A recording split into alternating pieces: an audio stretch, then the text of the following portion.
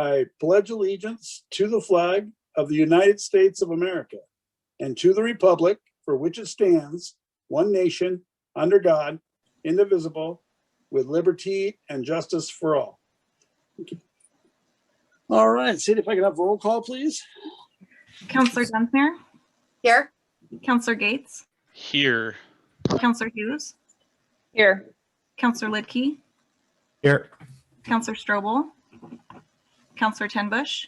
Present. Mayor Drinkling? Here, thank you very much. Okay, we have a guest presentation, a second home program by Brooke Rodriguez and from rural Clackamas County Regional Coordinator. Yep. Can you hear us there? Yes, that was interesting. Thank you. Well, thank you. I appreciate that. All right. Am I able to share my screen? And thank you all for letting me come talk with you. You bet. Yeah, go right ahead, Brooke. Thanks, Sadie. I think I have about 20 minutes. I had planned to go through a brief presentation for a little under 15 and then have some Q&A. Is that all right? That's fine. All right.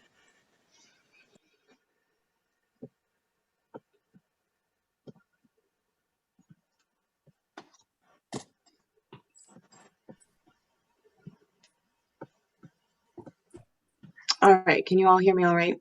Yeah. Thank you. So I am the regional coordinator in rural Clackamas County area for the Second Home program. Second Home is a program of Ecumenical Ministries of Oregon, and the program began in Beaverton about 10 years ago through a really strong partnership with the school district who saw a need that they were unable to fulfill. And they reached out to Ecumenical Ministries of Oregon to see if we could start forming coalitions and potentially serve those needs that they were unable to help with. Second Home matches volunteer host homes, shared housing with unaccompanied high school students who are experiencing homelessness, making sure that they have stable housing so that they can pursue their secondary education, whether that's GED, high school, etc. And the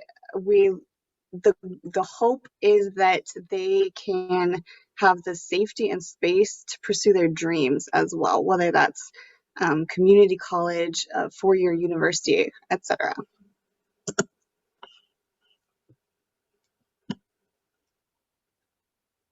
Here's a brief marketing video that we created for the Beaverton area.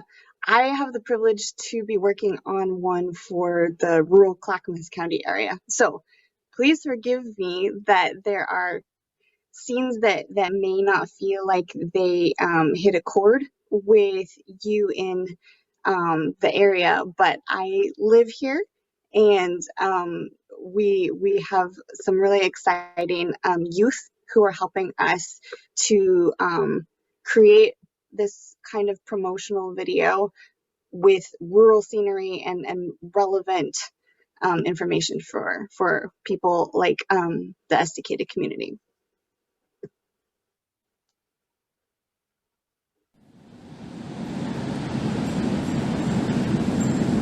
Only those kids can tell you really what it's like to be alone when the sun goes down.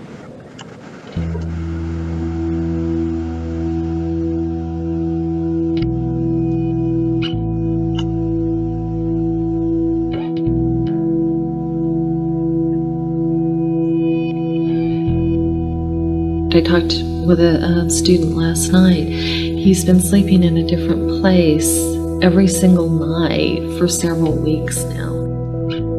We had two kids. They were both sleeping, one under the overhang of a basketball court of a middle school. The other one actually spent several nights in the school dugout with all the clothes he owned on his back. And then coming in early in the morning to take a shower, get cleaned up, and no one knew about it. Sleep in the dugout, go to school the next day. Did that several days before he got up the courage to tell a teacher what was happening. When a person, for some reason or another, is disconnected and completely by themselves, that's got to be the scariest thing in the world. They've used up all the resources within themselves and still they don't have a home, and still they don't have people around them who are expressing concern and care. That is lonely, and that's scary. We say that we're matching kids with home providers and providing them stable housing so they can graduate. It's much more than that. A home is a place where you know you can come, and this is your space. The students that I'm talking with say, I want that family who is going to sit down with me at dinner. And more often than not, these kids that we work with have never had the opportunity to sit down with a family to dinner, and they want that. They want to know what that's like to have a family that cares about them.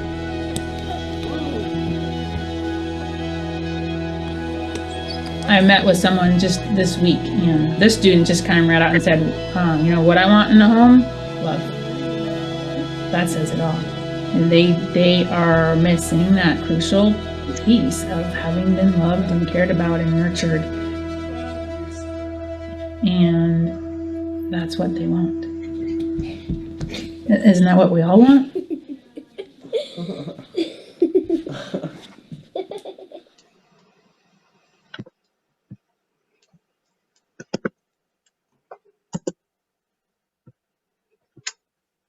So back to Estacada.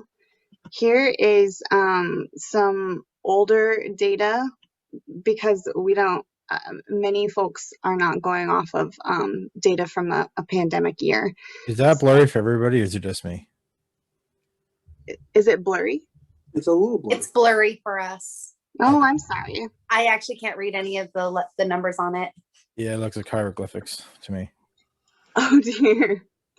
I will send this out to Sadie then, if that is all right. I'm not seeing what you're seeing. So I think I can make out that there were 282 unaccompanied homeless youths. Yes. That's the only sentence I can make out in the whole thing. Okay. Is that? Can you actually read us that? I'd like to see what he was. There you go. It just popped Yeah. clear. It just came in. Oh, great. Magic.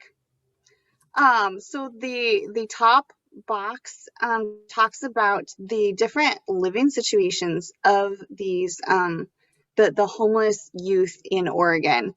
Oregon, as I'm sure you're quite aware, is leading nationally in under graduation rates and unstably housed young people.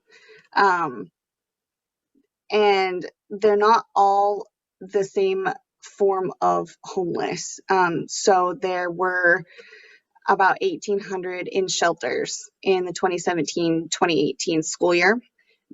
But then 16,000 of those were under the McKinney-Vento definition of homeless, but they were in shared housing that can look often like doubled up families over the capacity of the structure and safety of that living space. 2,500 were unsheltered in that same year, and about 1,000 were in motels. What the homelessness work community has seen in the pandemic is that some of those options have even been taken away. Like the congregant shelters have gone somewhat more successfully, if possible, to motels. But also there have been a lot of barriers to that I've seen. So I think that has resulted in a lot more, like a higher unsheltered rate.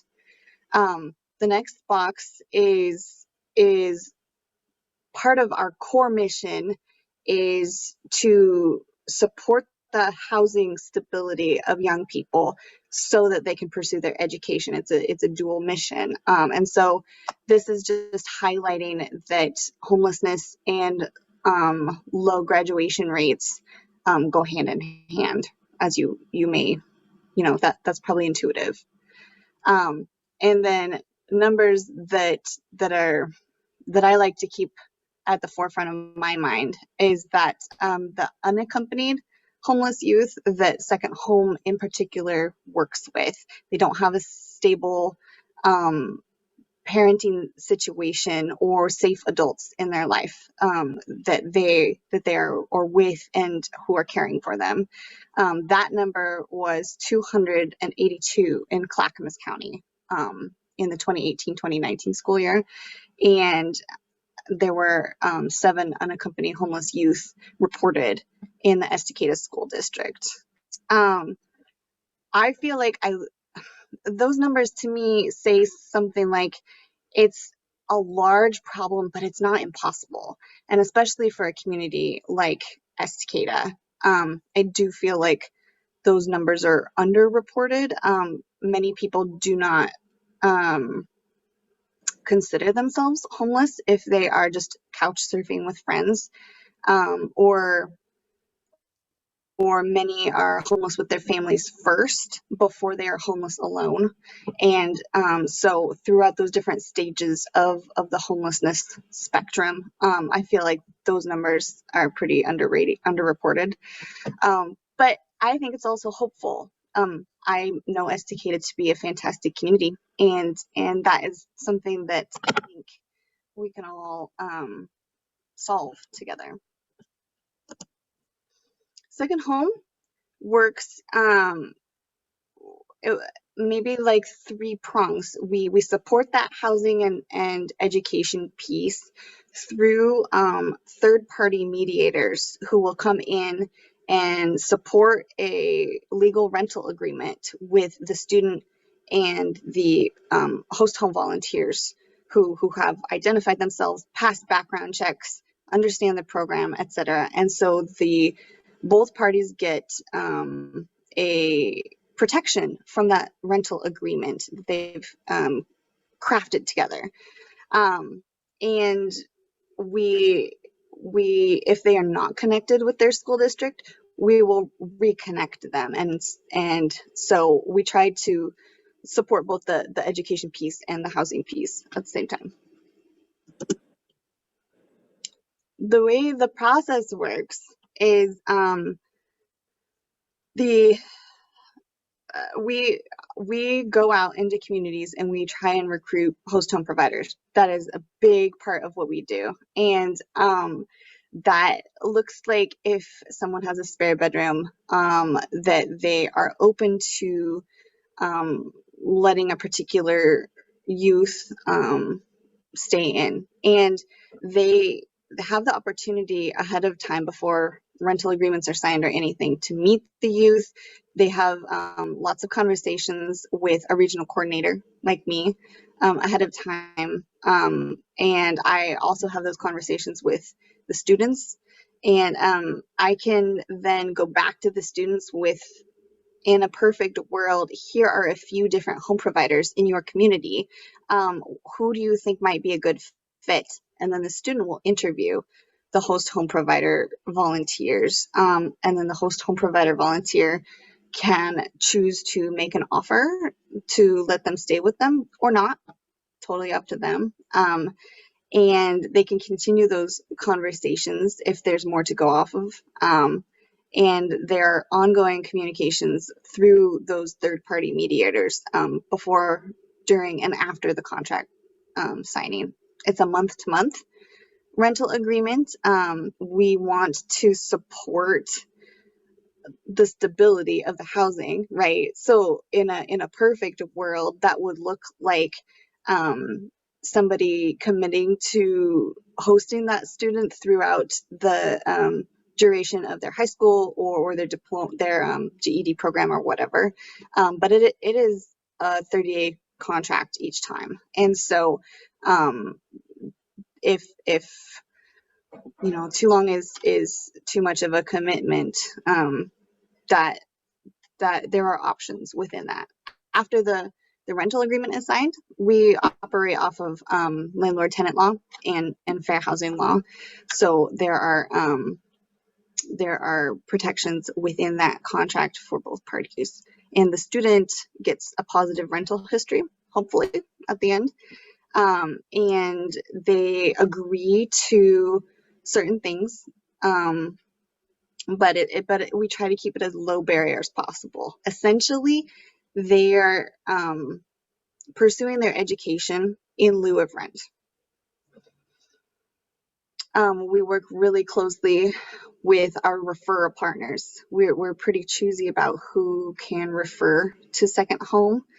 And those are the homeless liaisons who are in the school district, because we want to support that education piece.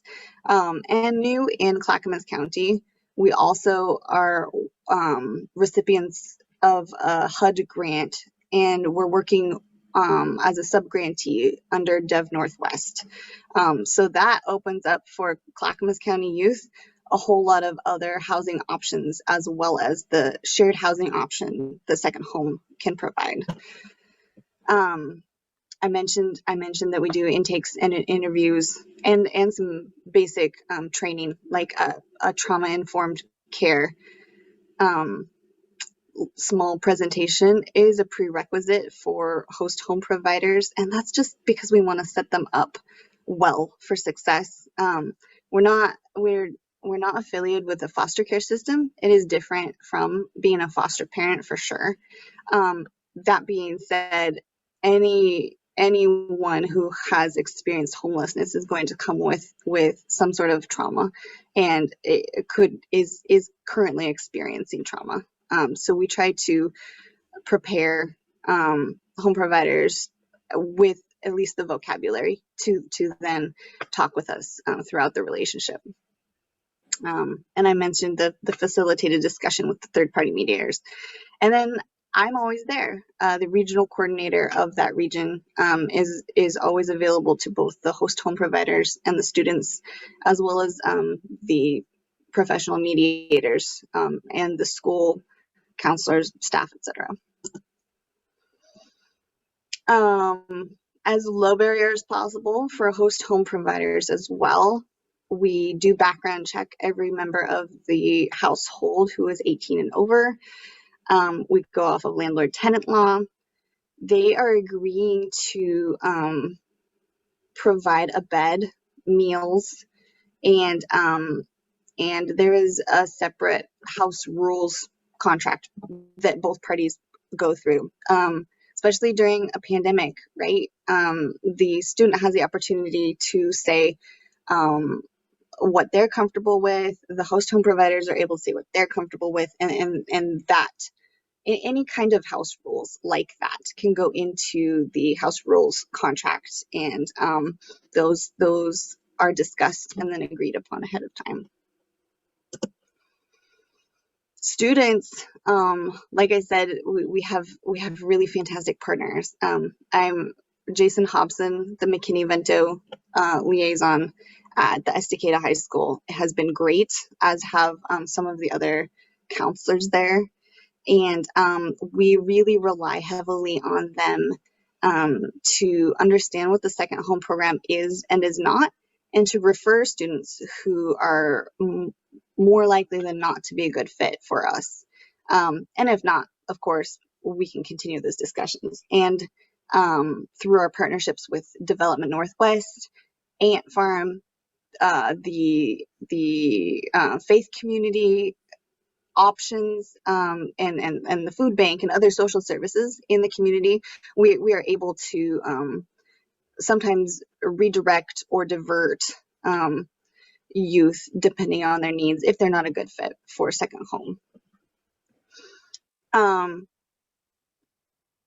What does make them a great fit is if they are motivated to finish that secondary education piece. They need to commit to being drug and alcohol free during the length of their stay in the program.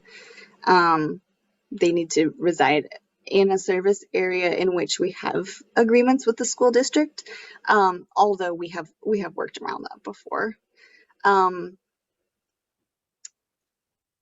Ages 16 and 21 in Oregon can sign a rental agreement without any parental authority. 15 and parenting is included, as well as especially through our Dev Northwest partnerships, we do provide supportive services to 14 to 24s. Supportive services being like connecting them to someone else who can help them, helping them sign up for SNAP benefits, things like that. I'm always recruiting host home providers. So that is what I'm doing a lot in Estacada right now. We got a signed MOU with the high school in the fall, right after all the wildfires. And I know it is a really big ask during a pandemic, post wildfires, just cleaning up all of our yards after ice storms. But if anyone and everyone can be involved in spreading the word that the second home program is an option for the community to come around itself. Really, like, we see ourselves as facilitators of community involvement, and I know that there are many different unofficial host homes already in existence, and we can support those as well. If a parent has a high school student who's always bringing their friend over to sleep on their couch, maybe that is a scenario in which both parties would prefer a little bit more stability, and maybe the student is able to stay there more officially, and they can take that worry off their minds. And the the high school students' parents can have the stability, knowing that they're protected, knowing that this youth that is in their house has committed to being drug and alcohol free, for example. So with knowing that many of these homeless youth are couch surfing, that is also an option. Also knowing that Estacada is full of people of goodwill. I imagine that there's a lot of things that I have to learn, and things that I could do to support the existing good work being done. 2019, 2020 was great. We were able to serve 50 students despite pandemic, and that translated into 4,000 nights of housing, 12,000 meals. Do you have probably a million questions? And I will pass on my contact info and a brochure, a couple brochures that we have, as well as some links to our website and our host home provider application. Thank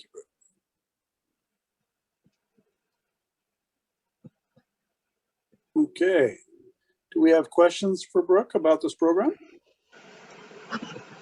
I'm not seeing any questions.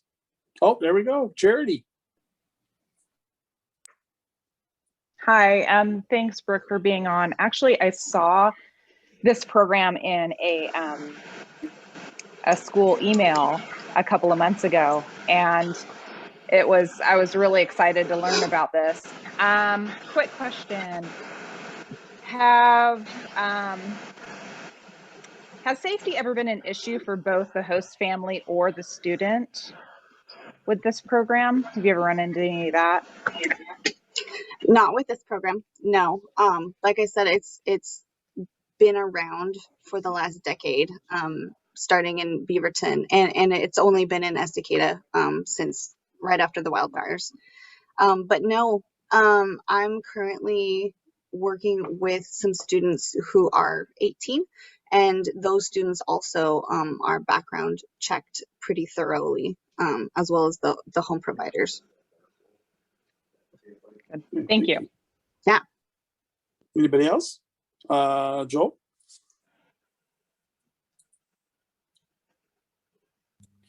Hey, so you, I saw you had numbers from a 2018, 2019 of homeless youth.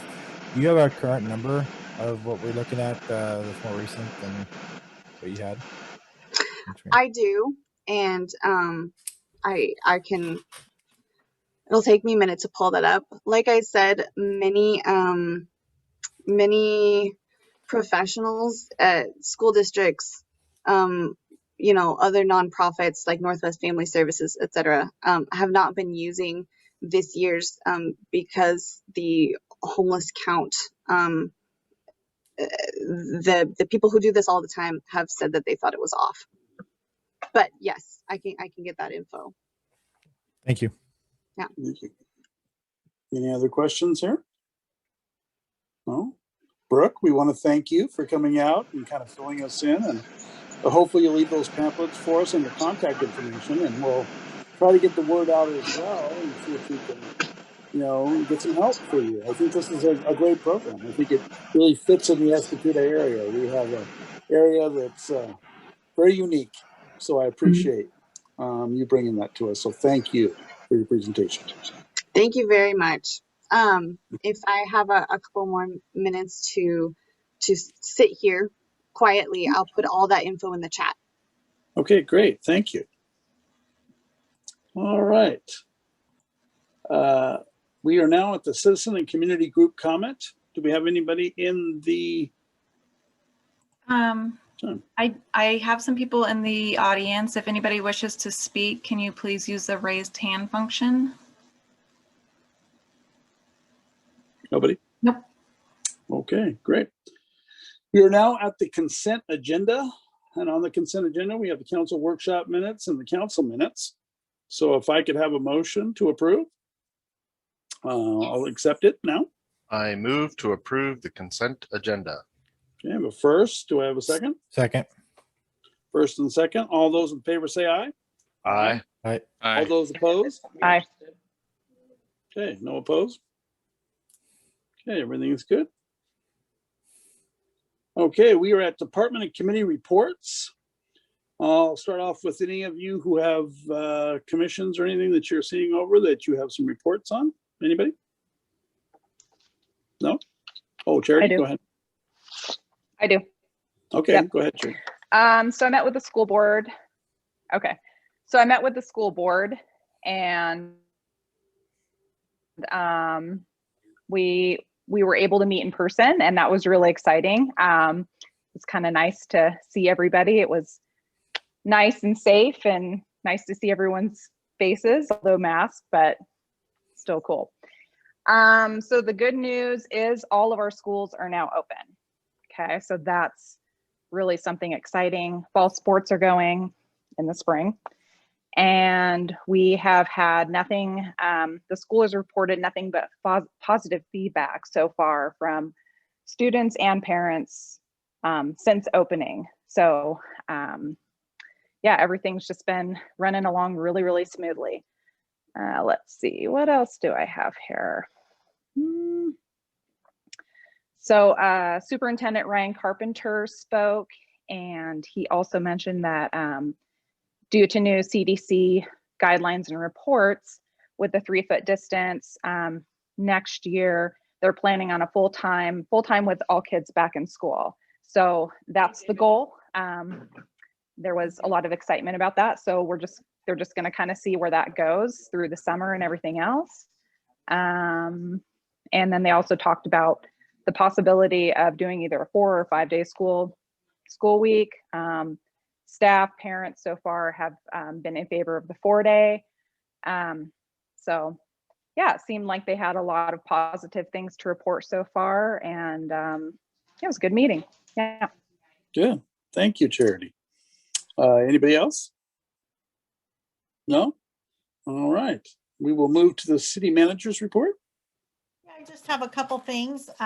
Late this afternoon, we got the survey for the marijuana sighting on the website. We'll be working on tomorrow getting it out to the Facebook crowd and all that. So if you go to the website under what's happening, it's the first thing there. So it will be sent out in the water bills.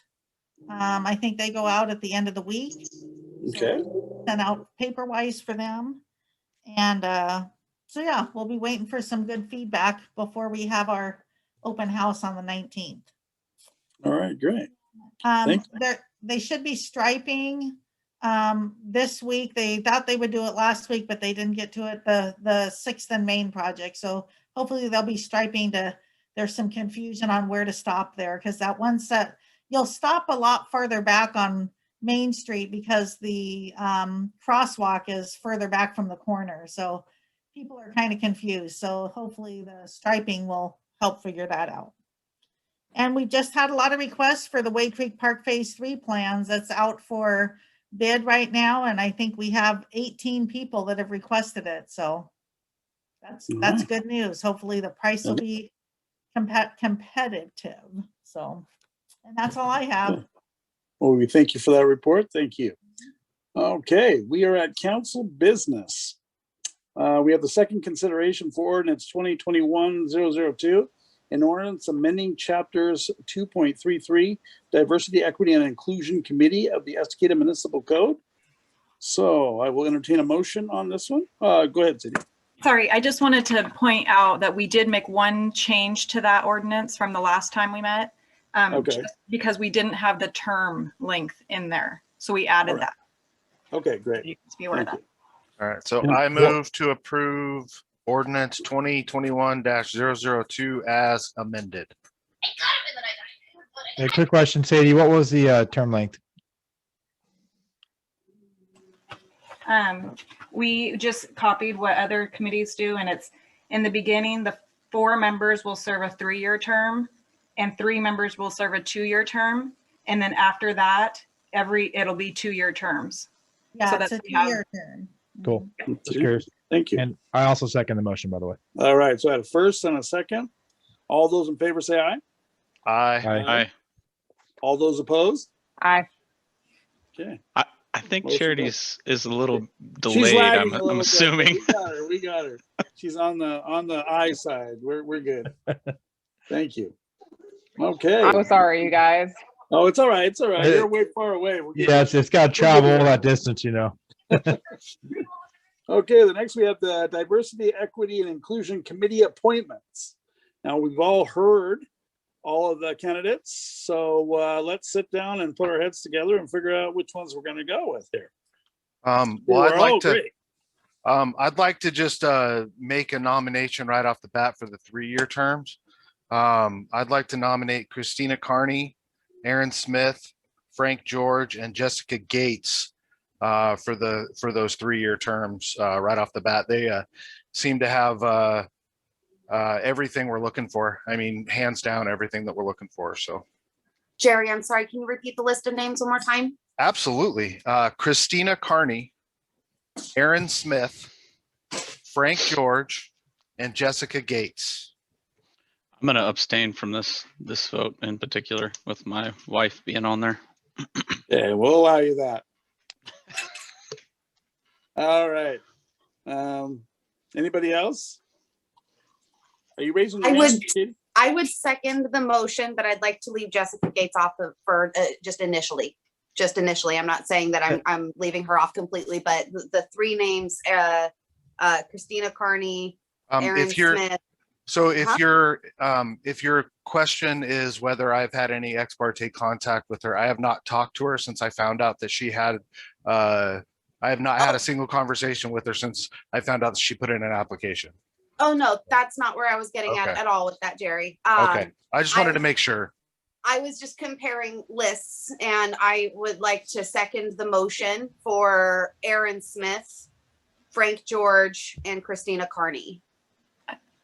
Would that be That's for the 3-year. right?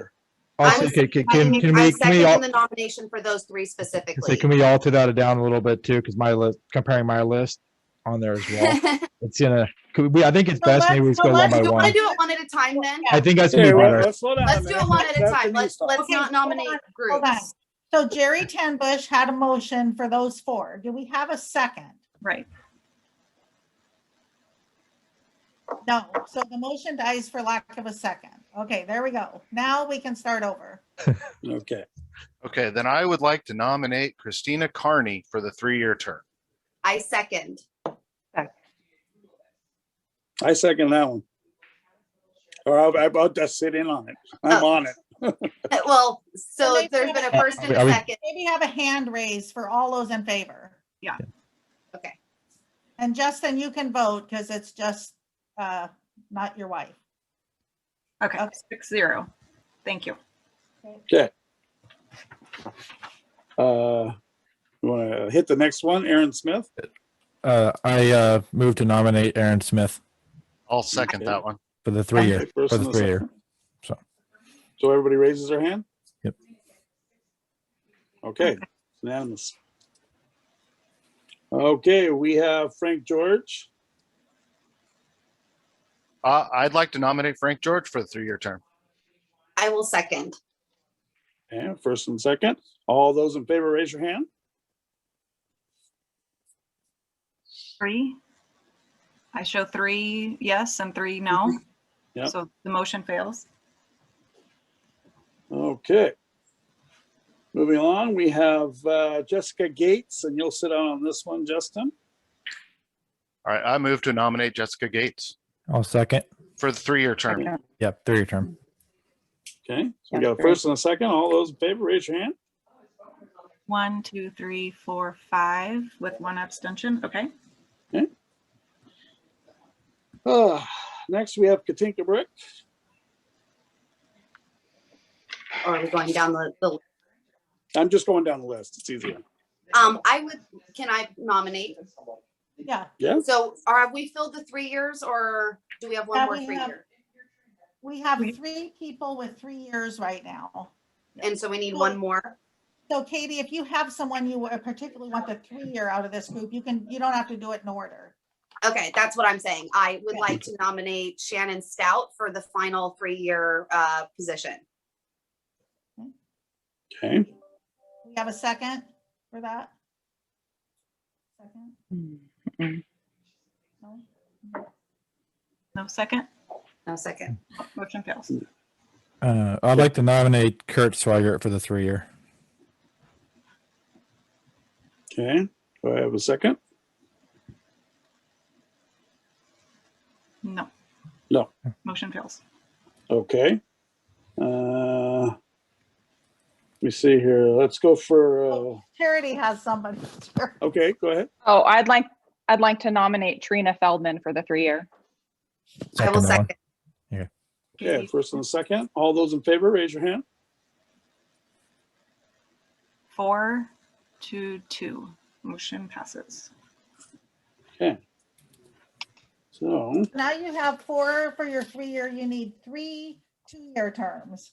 3 2-year terms. I'd I like would to like not. to nominate I'd like to Frank nominate George. Frank George for a 2-year term. I All think we right, got a second. Jerry can have the Okay, nomination. so I'll we- take the second. We got a first and second. All those in favor? 1, 2, 3, I'm going to give this one to you guys. 4. 4 yes. Motion passes. Okay. More. I'd like I to would like- nominate, even though she wasn't there, I would like to nominate Shannon Christie for the 2-year term. She is a target member of that we're trying to reach with this, and I think that she has a lot of experience and will have some really great input for this committee. I would like to second because I was very impressed by her application, was disappointed that she was not a part of the workshop last hour. So I will second that motion. She was also on my list. Okay. So all those in favor, raise your hand. 3. 3 to 3. Motion fails. I would like to nominate Shannon Stout for one of the 2-year positions. Second. All those in favor? 3 to 3. Motion fails. I'd like to Okay. nominate Kurt Swigert for the 2 year. I'll second. First and second, all those in favor? 4 to 0 or to 2. Sorry. Motion. Okay. We have one more. Yes, I believe so. Denise, are you helping me keep track of it?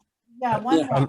I'll make a motion for, I know she wasn't there, but I got a chance to see Kimberly Binder go out against the county to kind of fight on behalf of Estacada in a previous issue. And so I know she's got the best interest of Estacada at heart, and she's willing to stand up, and even in a hard situation. So I'd like to nominate her for the 2 year. You know, she didn't get a chance to speak. So Okay, got a first. Do we have a second? I'll second. Charity's got a second. Okay. All I those liked in- her. I liked her application. Okay. All those in favor, say aye. 3-3, motion fails. All right. Who have we got left here? Help me out, guys. Let's see, we got, I think Katinka's left. And we have Shannon or Tiffany Montgomery. Okay. I'll nominate Katinka. Wait a minute. Do we have 7? No, I think oh yeah, we do have 7, huh? Yes, Yeah, I- Aaron. we have- Yeah, we have 7. We have Who's You the have seven? 7? I only have 6 on my We have list. Aaron, Christina, Jessica, Trina, Frank, Shannon, not Stout, but the other Shannon, and then Kurt is what I have. Shannon Christie failed. It was a 3 to Oh, 3. she did. Yeah, she didn't get on there. But Shannon Oh. Stout didn't Okay. fail, right? They Yeah, both No, I failed. think I think Made it on yeah, there she yet. failed. Both of the Okay. Shannons. Yeah, both Yeah. of the Shannons. Okay. So I got on my list. I got Christina, Aaron, Jessica, Kurt, and Trina. Kurt, Trina, Christina, Evan, Jessica, and And then Frank. Frank. Yeah, sorry. I missed my check mark. Thank you. Okay, one more, sorry. I'll Okay. nominate Katinka then. Do I have a second? Is there anybody else on the list? Yeah, I'll second Katinka. Okay, I have a first and a second. All those in favor, say aye. Okay. 2 to Who's last? So I'd like to bring Frank George back on. He's the- already on. No, he's He's not. already on. Yeah, He's he is. already on. Yeah. Yeah. Oh, yeah. Mayor, We you, got me, it. and Then Katie. okay, so then Shannon Stout. I'd like to put Shannon Stout back on the table for the I'm 2-year good with term. that. I second. And third. Okay, all those in favor, say aye. 1, 2, 3. Somebody's got to give. Can we have some? Can we have some? Oh, there, Charity. Charity. Charity is Charity. Ah, there she goes. Okay, Okay. there it is. 7. okay. Woo! Good job, council. You That, did that it. was actually better than I thought it was going to be. I figured there's going to be a little more back and forth than that. I'm glad there wasn't 20 people. Yeah. Okay. Might have- I yeah. think we got a pretty good diverse mix in there. So I think it's Yeah. good. So I think you guys did a great job. It's hard to do those things. Can somebody Okay. just for the record name the 7 people, please? I'd be Uh, happy to. I have Aaron Smith. I have Christina Carney, Frank George IV, Kirk Schweigert, Jessica Gates, Trina Feldman, and Shannon Stout. And the 3-year terms were So the Trina, 3-year I have, Jessica, Aaron, and Christina. Thank you. Okay, all right. So he did that. Whew. Now, last on the council business, driveway width variance, 850 Northwest Park Avenue. Yep, that's me. Hold on, let me get to it. Okay, It's kind of a easy one. So out in the industrial park, let me get to it though. We have the maximum driveway is 40 feet, and for these bigger companies that have big deliveries, that just isn't big enough, we're finding. So a couple years ago, maybe more now, because McCarthy Manufacturing's been there a long time, the cabinet place across the street from this, he came and asked for a variance and was granted actually an 85-foot variance because he had big semis coming in. So staff is recommending approval on the request for a 62-foot and a 50-foot driveway. The 62-foot is, one of them is very much required, so it doesn't slow traffic because it's on the main road coming into the industrial park. So they really need to have that wider turn area there so those trucks can get off the road quicker. So staff is recommending approval of this application for that. okay. All right, and any questions to this, Katie? I think you might have something. Thank you, Mr. Mayor. So mine's not necessarily a question. I just want everybody to know that over the weekend, I did some research on this particular issue only because I started asking the question, why do we have a maximum at all or in the first place? And what I learned from the research that I did is that maximums usually exist for pedestrian safety, as well as walkability score. That being said, personally, thinking long-term planning of Estacada, we keep talking about creating a city that is livable, walkable, someplace where people can live and work. And, when we talk about diversity in housing, we know that there's also going to be diversity in transportation. This particular property, if I read the map correctly, and I think I know which building it is, it's a little closer to the entrance of our industrial sanctuary.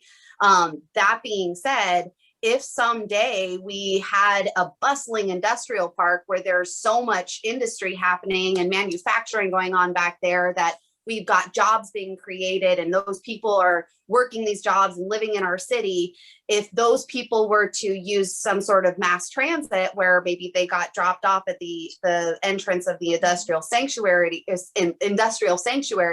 walkability and pedestrian safety is still going to be an issue in that area. So even though we might not see pedestrian safety and walkability as a major issue facing our industrial sanctuary, I do think that it's something we want to think about long-term for our city. So that being said, I still see the value in being able to grant exceptions to businesses for really adapting the property to fit their needs, because ultimately we want their business to be successful in our city.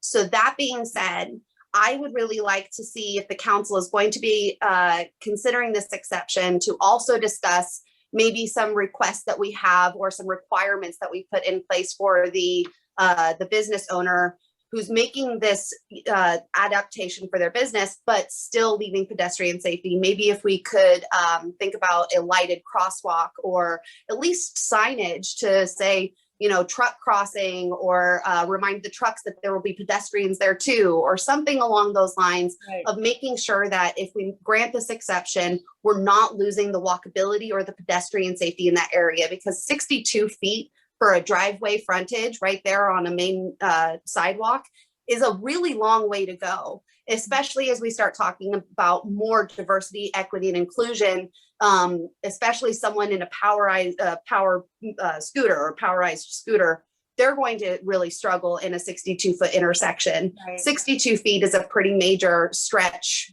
for a pedestrian to cross. Right. So I do want us to consider that as we have this conversation tonight. Thank you for the time, you guys.